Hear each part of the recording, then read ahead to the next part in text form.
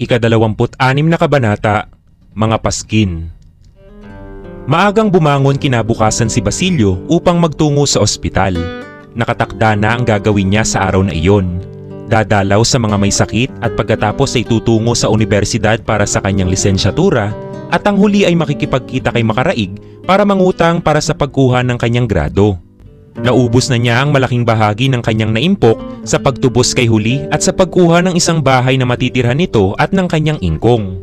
Hindi siya makapangahas lumapit kay Kapitan Tiago sa pangingilag na baka sabihin na ang gayon ay pauna sa mamanahing lagi ng ipinapangako sa kanya. Nang dumating siya sa San Juan de Dios at tanungin ng kanyang mga kaibigan tungkol sa isang paghihimagsik, ay napalundag si Basilio at naalalang binabalak ni Simon na hindi natuloy dahil sa mahiwagang nangyari dito. Takot na takot, nanginginig ang boses na tumango at nagpakunwaring walang nalalaman. "Ah, ang paghihimagsik! Natuklasan at parang marami ang nasa sangkot," sabi ng isa. "Mga estudyante! Maraming mga estudyante ang kasangkot!" Inisip ni Basilio na hindi na dapat pang magtanong at baka siya'y mahalata. Lumayo siya sa pulutong na ang dahilan ay ang pagdalaw sa kanyang mga may sakit. Isang kaibigang propesor sa klinika ang sumalubong sa kanya at matapos siyang pigilan sa balikat na lubang nakapagtataka, marahan siyang tinanong, "Nasa piging ka ba kagabi?" Nalilito si Basilio ng mga sandaling iyon. Hindi siya lumabas ng bahay at noong isang gabi pa ang naging pag-uusap nila ni Simon. Nagtangka siyang magpaliwanag. "Sasabihin ko sa inyo," ang bulong niya. "Masama ang lagay ni Kapitan Tiago at saka kailangan kong matapos ang Mabuti nga ang ginawa mong di pagdalo," sabi ng propesor. "Ngunit hindi ka ba kasapi sa kapisanan ng mga estudyante?" Nagbibigay lamang ako ng hulog." "Kung gayon ay isang payo. Umuwi ka na ngayon din at punitin lahat ng papel na maaaring maglagay sa iyo sa panganib." Nagkibit lamang ng balikat si Basilio. Wala siyang mga papel kundi mga tala para sa klinika, wala kundi iyon. Inisip niyang baka si Simon ang may pakana. Ngunit sinabi ng propesor na walang nalalaman ang mag-aalahas. Sumunod na sumagi sa isip niya ay baka si Cabezang Tales, pero hindi rin daw. Tanging mga estudyante lamang daw ang kasangkot. Nang magkaroon ng katatagan ay nagpunta siya sa universidad upang alamin ang dapat gawin at ayusin na rin ang kanyang pagtatapos. Sa halip na masiglang pulutong ng mga estudyante na nagkukwentuhan sa bangketa, may mga gwardya sibil na nagpapaalis sa mga estudyanteng lumalabas sa universidad. Ang una niyang nasalubong ay si Sandoval na kahit anong tawag niya ay nagpapanggap na bingi. Pagkatapos ay si Tadeo naman ang natagpuan na masayang masaya. "Tila magkakatotoo yata ang walang katapusang bakasyon." "Anong nangyari, Tadeo?" "Wala kaming pasok hanggang sa isang linggo. Marahil, mabuti."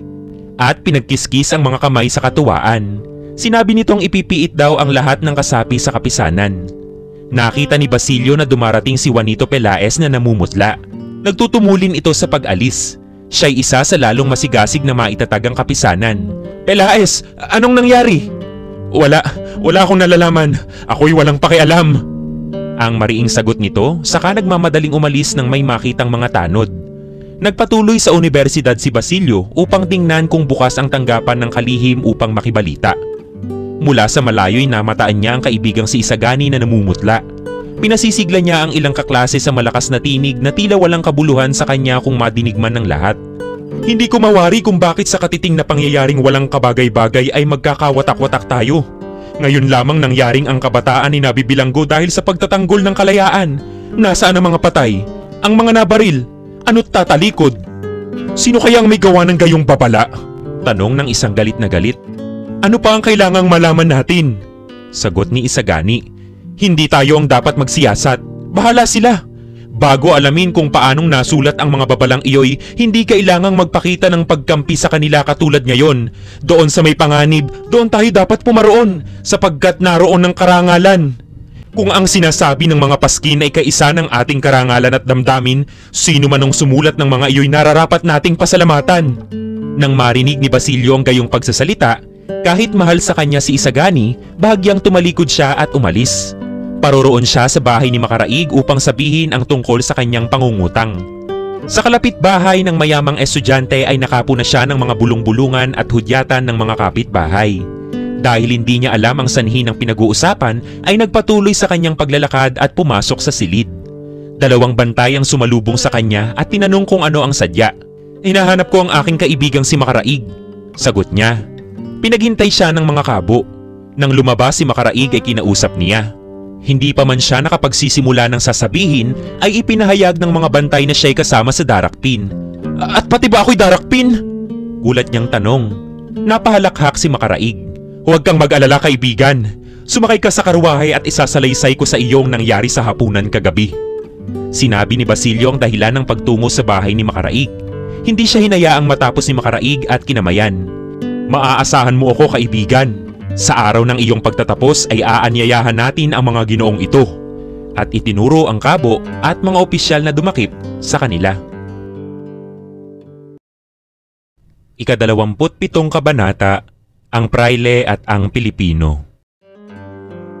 Nagsasalita si Isagani sa harap ng kanyang mga kaibigan nang lapitan siya ng isang estudyante upang sabihing ibig siyang makausap ni Padre Fernandez. Namutla si Isagani. Para sa kanya, si Padre Fernandez ay isang taong kagalang-galang at siyang itinatangi at inaalimuran ng mga praile. Ano kayang ibig ni Padre Fernandez? Nagkibit ng balikat ang estudyanteng sumundo sa kanya. Naghihintay sa kanya ang praile sa silid nito. Nang pumasok siya ay agad na kinamayan at binati, saka isinara ang pinto. Narinig daw ng praileng nagsasalita si Isagani at naulinigang nagkaroon ng piging ang mga estudyante kagabi. Hindi naman iyon itinanggi ni Isagani. Mabuti kung gayon, sapagkat tinatanggap at pinangangatawanan mo ang magiging bunga ng iyong ginawa. Sa isang dako, masama ang magkaila at hindi ko kayo sinisisi. Hindi ko pinupuna ang mga pinagsasabi mo roon kagabi. Hindi ko kayo binibigyang sala sapagkat may kalayaan kayong magsalita ng bawat maisip na laban sa mga Dominikano. Ipinatawag kita sapagkat inakala kong isa ka sa kakaunting nag-aaral na kumikilos ng dahil sa sariling pananalig. At dahil sa kinalulugdan ko ang mga taong may lubos na pananalig, kaya nakikipagliwanagan ako. Sabi ng praile.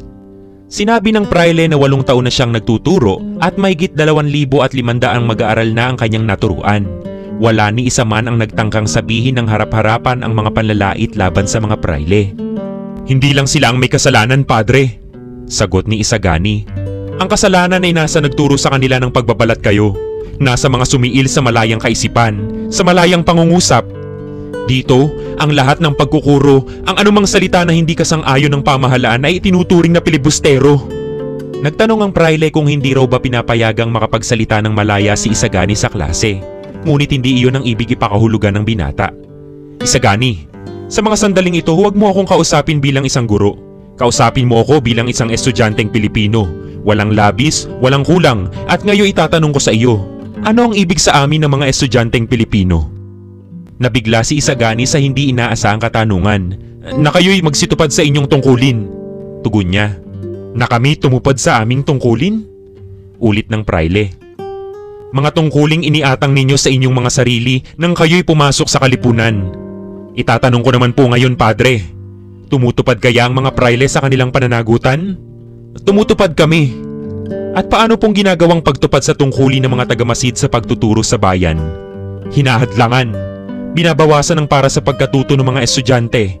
Kapag naman sa pagpapakain ng mga bilanggo, pagbibigay ng pagkain sa mga salarin, ang pamahalaan ay nagbubukas agad ng subasta upang kumita. Napakagatlabi ang praile. Iya'y napakabigat na paratang at lumalampas ka na sa hangganan ng ating kasunduan. Hindi po, padre. Patuloy ako sa pagtukoy sa suliranin ng mga estudyante. Hindi ko kayo ibinibilang sa mga praile o orden na tinutukoy ko. Ang kalayaan para sa isang tao ay katumbas ng pagkatuto, ngunit hinahadlangan kami kaya masama ang loob namin. Ang karunungan ay ipinagkakaloob lamang doon sa karapat-dapat at hindi sa mga taong hindi malinis ang kalooban at walang mabuting asal. Kung ganoon, paano pong nagkakaroon ng mga taong hindi malinis ang kalooban at walang mabuting asal? Nagkibit balikat ang praile. Anong malay ko riyan? Kung sino man po kami ay kayo ang may kagagawan. Ang bayang sinisiil ay tinuturuan ng pagkukunwari. Ang taong pinagkakaitan ng katotohanan ay tinuturuan ng kasinungalingan. Tinitigan ng praile si Isagani. Noon lamang niya naranasan sa buong buhay niya ang pagkatalo sa isang estudyanteng Pilipino. Sinisi ang sarili kung bakit siya pa ang naghamon sa estudyante na makipagtalo. Magpauna kayo sa pagbabago ng ayos, sapagkat kayo ang nangangailangan ng pagbabago at kami ay susunod. Matapos ang kanilang pag-uusap ay nakipagkamay ang praile sa binata. Kahit na wari walang lubos na napala ang ating pag-uusap ay mayroon din tayong napulot. Sasabihin ko sa aking mga kapatid ang iyong mga sinabi at inaasahan kong kahit kaunti ay may magagawa. Ang ikinatatakot ko lamang ay baka hindi maniwalang may isang katulad mo. Yan din ang pangamba ko, tugon ni Isagani. At dahil sa ipinalagay na tapos na ang usapan, ay nagpaalam na sa praile ang binata. Ika-28 kabanata, Pagkatakot. Nagkatotoo nga ang sinabi ni Benzaib na makasasama ang pagpapaaral sa kapuluang Pilipinas. Nagalak siya sa paglabas ng mga paskin noong Biyernes sapagkat makakantsawan niya si Horatius na humamak sa kanyang mga balita. Ngayon may katwiran na si Benzaib na sabihing siya lamang ang tanging nag-iisip sa Pilipinas at tanging nakaaalam sa mga pangyayaring darating. Nang maibalitang nakakuha ng mga paskin sa mga pinto ng universidad ay nawala ng gana sa pagkain ng marami at nasira ang panunaw ng ilan. Nagulo ang mga Tsino. Hindi na ngayon makaupo sa kanilang tindahan ng nakataas ang isang paa na katulad ng kanilang nakaugalian. Ang mga praileng dating pumupunta sa tindahan ni Quiroga ay hindi dumarating tanda na may mahalagang nangyayari. Ang mga kaganapan ay ipinagtaka ni Quiroga kaya pagkatapos na maihanda ang kanyang tindahan ay tumungo siya sa bahay ni Simon na kasama ang isang gwardya. Iniisip niyang iyon na ang pagkakataong magamit ang mga baril na nasa kanyang imbakan gaya ng sinabi ng mag-aalahas. Ngunit ayaw makipagkita ni Simon kahit kanino at ipinasabi kay Quiroga na huwag galawin ang mga baril. Paglayo'y tinungo niya si Don Custodio upang itanong kung dapat niyang balutian ang kanyang tindahan. Hindi rin tumanggap ng dalaw si Don Custodio dahil abala ito sa pag-aaral ng isang panukala ukol sa pagtatanggol sakaling magkaroon ng hulihan. Naalala niya si Benzaib upang makibalita ngunit dinatnan niya itong nababaluti ang mabuti at 2 revolver ang ginagawang pamatong sa papeles. Dali-daling nagpaalam si Quiroga, umuwi ng bahay at nanatiling nakahiga, nagdahilang masama ang pakiramdam. Nang ika-4 ng hapon ay lumaganap ang balitang ang mga estudyante kasabwat ng mga taga-bundok ng San Mateo at di umano, lulusubing bigla ang Maynila sa tulong ng mga bapor na pandigma ng mga Aleman na nooy nasa loob ng Maynila at tutulong daw sa Kilusan. Ayon pa rin sa bulong-bulungan na isang pangkat ng kabataan ang nagsadya sa Malacanang upang tumulong sa Kapitan General at sapagkat natuklas ang pawang sandatahan ay ikinukulong lahat. Ang bagay na ito ibinalita ni Padre Irene nang dumalaw siya ng hapong iyon kay Kapitan Tiago. Sinabi niyang may mga taong nag-udyok sa Kapitan General na samantalahin ang pagkakataong iyon upang takutin at bigyan ng mabuting aral ang mga kabataang pilibustero. Lalong lumubha si Kapitan Tiago nang hulihin si Basilio at may maghalughog sa kanyang mga aklat. Nadagdagan pa ito ng pagkasindak ng ibalita ni Padre Irene ang mga bagay na nakapangingilabot. Nanginig ang may sakit at tinangkang bumangon ngunit hindi nangyari. Umungol ng makalawa at saka bumagsak na wala ng hininga sa higaan na nakadilat ang mga mata. Natakot si Padre Irene at tumakbo subalit nakakapit sa kanya ang patay kaya't ito'y nakaladkad at naiwan sa gitna ng silid. Kinagabihan, nagkaroon ng katatakutan dahil pinaggaguluhan sa isang binyagan ang pagsasabog ng mga barya sa ilang mga bata sa pinto ng simbahan. Inakala ng isang dumadaang militar na iyon ay pagsalakay ng mga pilibustero kaya itinaboy ang mga bata sa loob ng simbahan sa tulong ng sable. Nagpanakbuhan naman ang matatakutin at ipinamalitang nagsimula na ang himagsikan kaya natakot ang taong bayan. Hindi nabalita ang mga nangyari sa ermita gayong nagkaroon pa ng mga putukan. Isang kawani na nakabalitang mabuti ang bumaril sa isang bulto sa tabi ng kanyang bahay sa pag-aakalang iyo'y isang estudyante. Iyon pala isang gwardya veterana kaya't kanilang inilibing. Nagkaroon din ng putukan sa dulong bayan at napatay ang isang kahabag-habag na matandang bingi.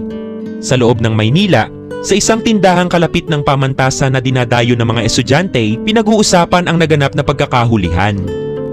"Nahuli na ba si Tadeo?" tanong ng may-ari ng tindahan. "Aba, nabaril na siya!" wika ng isang estudyanteng nakatira sa parian. "Naku, hindi pa siya nakababayad ng utang sa akin."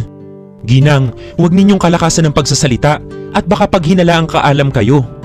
Sinunog ko ng lahat ang aklat na ipinahiram niya sa akin dahil baka matagpuan pa kapag nagsiyasat. Dapat maging handa kayo, Ginang."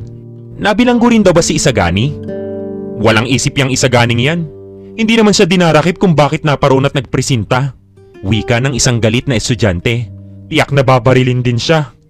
Wala naman siyang utang sa akin. At paano kaya si Paulita? Marami siyang tagahanga. Maaaring damdamin ng bahagya, ngunit hindi magtatagal at pakakasal siya sa isang Kastila." Naging napakapanglaw ng gabing iyon. Nagdarasal ng rosaryo sa mga bahay-bahay at ikawalo pa lamang ng gabi ay wala na halos makitang lalakad-lakad sa kalye. Gayunman, hindi sa lahat ng puhok ay nagahari ang pangamba. Buong layang pinagtatawanan ang mga pangyayari sa plateryang tinutuluyan ni Placido Penitente. Sinabi ng isang manggagawa na si Padre Salvi ang may likha ng lahat ng kaguluhan at ayon naman sa isa ay si Quiroga daw. Ang latero na nangangamba na baka may ibang nakikinig ay nagkasya sa pagkindat at pag-ubo bilang pahiwatig ng pagsaway at sa kaayawang mabansagan siyang isang duwag. Ngunit patuloy pa rin ang malayang usapan. Noon naman ay kararating lang ni Placido Penitente na kasama ang manggagawa ng kwitis na dating maestro. Pinaligiran sila ng mga naroroon at nagtanong ng mga bali-balita. Nasa 30 ang mga nabilanggo, ngunit hindi ko sila nakausap. Wika ni Placido. Magsiyanda tayo. Magkakaroon daw ng pugutan sa gabing ito. Anang manggagawa ng kwitis. Napabulala sa tako si Chichoy at nanginginig na napaupo ang platero. Salamat na lamang at sinabi ng kawani na hindi magkakaroon ng pugutan dahil si Simon na tagapayo ng general ay may sakit. Nagkatinginan si Placido at ang manggagawa ng kwitis. Palagi namang umuubo ang platero tuwing magkakaroon ng malayang usapan dahil sa pangambang may nagmamanman. Kinabukasan ay naglakad si Bensaib upang tingnan ang mga muralya. Natagpuan sa bagong bayan ang bangkay ng isang dalagitang India na halos hubad na. Naawa si Bensaib, ngunit hindi man lang nabanggit sa mga pahayagan ng bagay na iyon ng sumunod na araw. At sa halip ay ang bagyo sa Amerika na sumira ng maraming bayan at pumatay sa mahigit 2,000 tao ang inilathala na may kahalong pasaring. Ika-29 na kabanata, ang huling salita tungkol kay Tiago. Napakaringal ng libing ni Kapitan Tiago. Ipinagunita ng kura sa paroko ang pagkamatay nito nang hindi nangungumpisal, ngunit nagtanggol kaagad si Padre Irene. Mapaglalaroan ba nila ako? Anang praile. Kung ating ipagkakait ang exequias, sa bawat namatay na di nakapangumpisal ay malilimutan natin ang de profundis.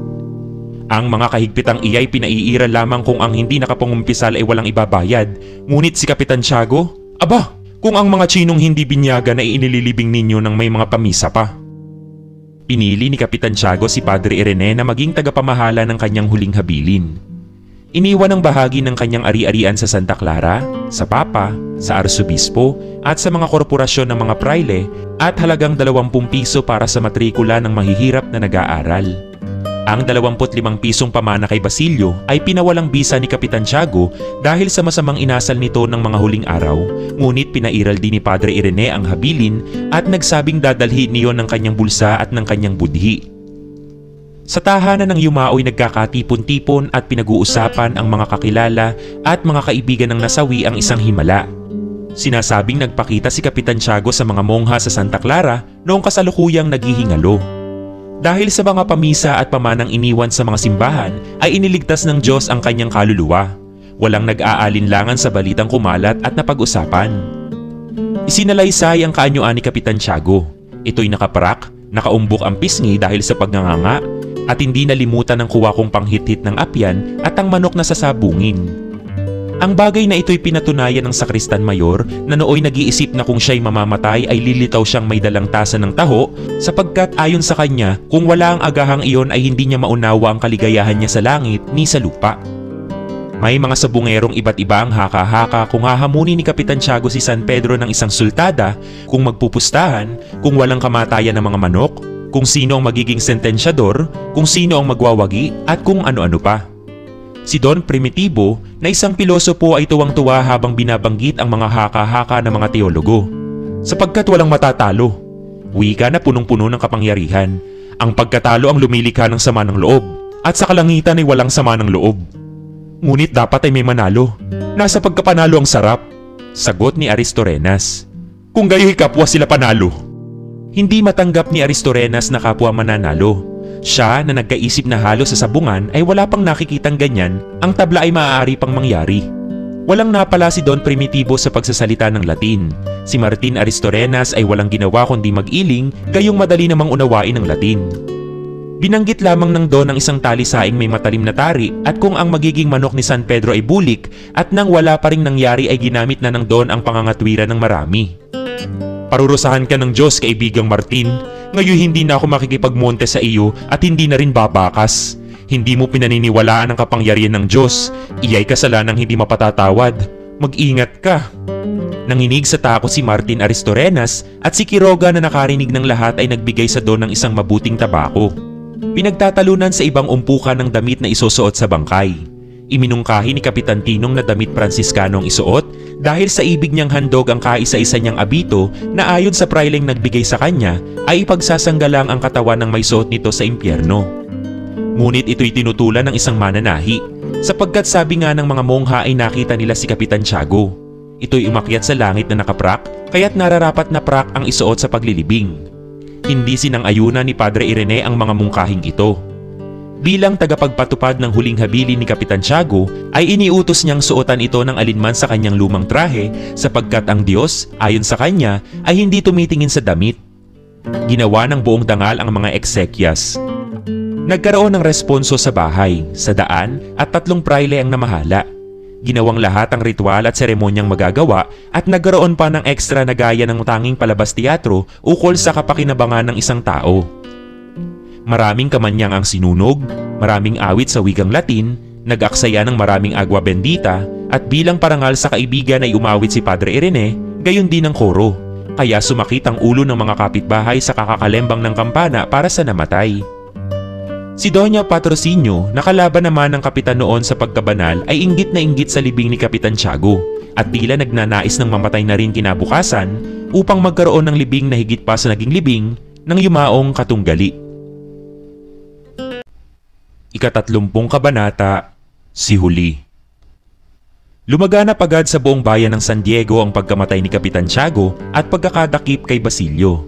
Nagkaroon ng iba't ibang balita dahil ang iba'y nagdaragdag ng kanilang kuro-kuro. Marami naman sa mga nag-uusap-usap na lalaki ang hindi naniniwala na ang nangyari kay Basilio ay parusa ng Diyos dahil alam nilang tahimik at maingat ang binata.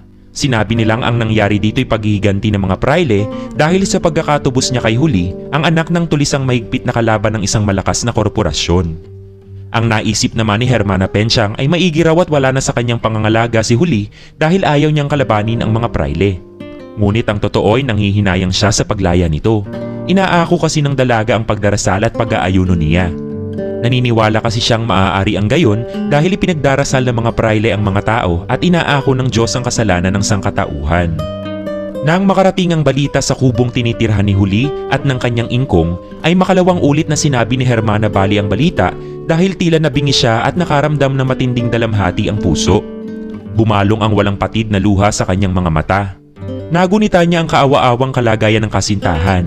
Wala nang kakalinga dito dahil patay na si Kapitan Tiago at wala ring ninong na pwede sanang humingi ng katarungan para sa kalayaan nito. Sumagi sa kanyang isip si Padre Camora, subalit ayaw niyang humingi ng tulong sa prailing iyon. Nang dakpi ng kanyang ingkong upang palitawin ng kanyang ama, si Padre Camora ang tumulong upang mapalaya ang matanda. Nagpasalamat siya sa praile, subalit hindi ito nasiyahan sa simpleng pasasalamat lamang. Kaya magmula noon ay pinilit na niya itong iwasan. Nagambagan ang mga kakilala ni Basilio, subalit hindi pa iyon umabot sa 30 piso. Kaya umisip na lamang ng ibang paraan si Hermana Bali. Ipinayo niya ang pagsangguni sa kawani para sa mahihirap. Sinunod nga ni Huli ang Hermana. Nagtungo sila doon, ngunit walang nagawa ang kawani. Ang bilanggo daw ay nasa Maynila at hindi umaabot doon ang kanyang lakas. Ipinayo na lamang niyang kausapin daw ang hukom pamayapa. Ang hukom naman, habang nakikinig sa sinasabi ni Hermana Bali ay nakatitig lamang kay Huli na nooy hiyang-hiya at nakayuko lamang. Ipinayo nitong kay Padre Camora sila humingi ng tulong at may pasaring pang sinabi. Alam niyo ang lakas niya. Napalabas sa bilangguan ng inyong nuno. Hindi umimik si Huli, ngunit minabuti iyon ni Hermana Bali. Kaya handa siyang sumama sa dalaga sa bahay ng praile. Ngunit umiling si Huli at ayaw magtungo sa kumbento. Alam ni Hermana Bali ang dahilan, sapagkat si Padre Camora ay tinatawag na kabayo at talagang malikot sa babae. Huwag ka matakot, kasama mo ako, aniya sa dalaga. Tumangging sumama sa kumbento si Huli. Ang totoo ay sinusumbatan siya ng sariling budhi. Hindi siya humingi ng tulong sa kura upang mailigtas ang ama at saka ngayon lalapit siya upang iligtas si Basilio. Hindi niya magagawa iyon. Pagtatawanan siya at kukutyain, hindi lamang ng sangkatauhan kundi pati na rin ni Basilio. Magbibigti na muna siya tatalon sa alinmang bangin bago mangyari iyon. Nang gabing iyon ay nakatatakot na panaginip ang gumising sa kanya. Wari nakaririnig siya ng mga putukan at tinutugis ng mga gwardya sibil ang kanyang amang tulisan at nagbago ang larawan, naging si Basilio na nag-aagaw buhay, siya ang sinisisi. Bumangon siya at nagdasal, lumuha at tinawagan ng inang na mayapa na. Marahil kung hindi lamang gabi ay nagtungo siya sa kumbento. Sumapit ang kinabukasan. Ang kagandahan ng umagay nagbigay sa kanya ng pag-asa. Ngunit may balita kinahapunan. 6 na tao ang ipinabaril ng hapong iyon. Nang nagbubukang liwayway ay nagkaroon na naman siya ng bagong pag-asa. Hindi siya bumaba ng bahay o nagtungo sa simbahan. Nagdaan ang mga araw sa kanyang pagdarasal, pagtawag sa Diyos at paghingi ng kamatayan. Ang umagay nagbibigay sa kanya ng pag-asa ng isang himala. Ayon sa mga balitang mula sa Maynila ay nakalaya na ang ibang bilanggo maliban sa isa. Nangatal si Huli kaya muling nanaginip ng gabing iyon. Nakikita niya si Basilio na nag-aagaw buhay at may tama ng punlo. Waring naririnig niya ang tinig nito. "Iligtas mo ako! Iligtas mo ako! Ikaw lamang ang makapagliligtas sa akin!" Sa huli, isang manlalakbay na galing sa Maynila ang nagbalitang ang mga bilanggo ay pinalaya na maliban kay Basilio na walang tumulong. Kumalat ang balita sa Maynila na si Basilio ay patatapon daw sa Carolinas. Ang balitang iyon ang tumapos sa takot ng dalaga. Agad siyang nagpasama kay Hermana Bali sa kumbento, nag-ayos siyang mabuti, isinuot ang pinakamaganda niyang damit at nagkunwaring masayang masaya, ngunit nang matanawan niya ang kumbento ay nangatog ang kanyang tuhod at nagyaya ng umuwi. Kinailangan pang payapain ang kanyang loob at pangakuang hindi siya iiwan ni Hermana Penchang. Nang dumating sa pinto ng kumbento ay mahigpit na tumutol sa pagpasok si Huli. Kinakailangan pa siyang itulak, hawakan sa bisig at hatakin. "Siya, bumalik tayo kung ayaw mo. Pabayaan mong barilin si Basilio. Kapag patay na siya at saka ka magsisi." Tumalab sa kanya ang mga pananalitang iyon. Pikit mata siyang pumasok sa kumbento na kasunod ang Hermana. Pagsapit ng gabi ay marahang pinag-uusapan ang nangyari ng hapong iyon. Isang dalaga ang tumalon mula sa bintana ng kumbento na bumagsak sa batuhan at namatay. Kasunod noon ang paglabas ng isa pang babaeng parang baliw na sumisigaw at tumitili sa lansangan. Pagkaraan noon, isang matandang lalaki ang nagpunta sa kumbento. Nagsisisigaw, iniuumpog ang ulo sa pinto at nagtutungayaw na tulad ng isang pipi hanggang sa ipagtabuyan sa pamamagitan ng palo. Sa gayoy nagpunta siya sa bahay ng Gobernador Silio ngunit wala raw doon dahil nasa kumbento. Nagtuloy naman siya sa Teniente Mayor ngunit nasa kumbento rin. Kaya ang matanda ay nagbalik sa nayon at ngumungoy-ngoy na tila isang bata. Nang 8 ng gabi ay nabalita ang mahigit sa 7 prayle na galing sa mga kalapit bayan ang nasa kumbento at nag-uusap. Kinabukasan, si Tandang Selo'y tuluyan nang nawala sa nayon, dala ang kanyang sibat sa pangangaso.